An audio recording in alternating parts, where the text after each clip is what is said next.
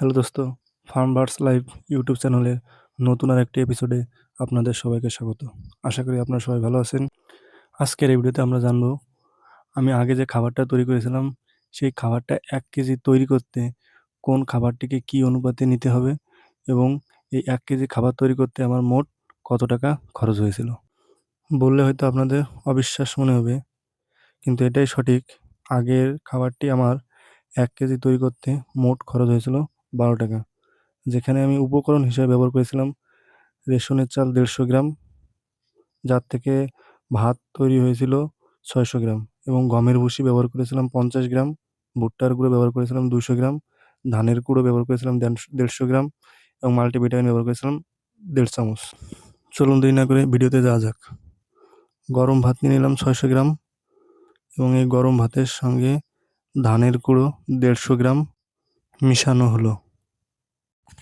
পরবর্তী উপকরণ হিসাবে নিয়ে আসা হলো ২০০ গ্রাম মতো ভুট্টার গুঁড়ো। সেটাকে সঙ্গে মিশানোর পর আবার নিয়ে আসা হলো ৫০ গ্রাম মতো গমের ভুসি। সব উপকরণ মিলিয়ে হিসাব করলে দাঁড়ায় ১ কেজি, এবং এই প্রস্তুতকৃত ১ কেজি খাবারের জন্য আমাদের ১ চামচ মতো মাল্টিভিটামিন অ্যাড করতে হবে। এরপর উপকরণগুলো সঠিকভাবে মিশিয়ে মুরগির খাবারে উপযুক্ত করতে হবে। আর এই খাবার তৈরিতে আমার যে মোট ১২ টাকা খরচ হয়েছে তার একটি হিসাব আমি পরবর্তী কোনো ভিডিওর মাধ্যমে আপনাদের জানিয়ে দেবো।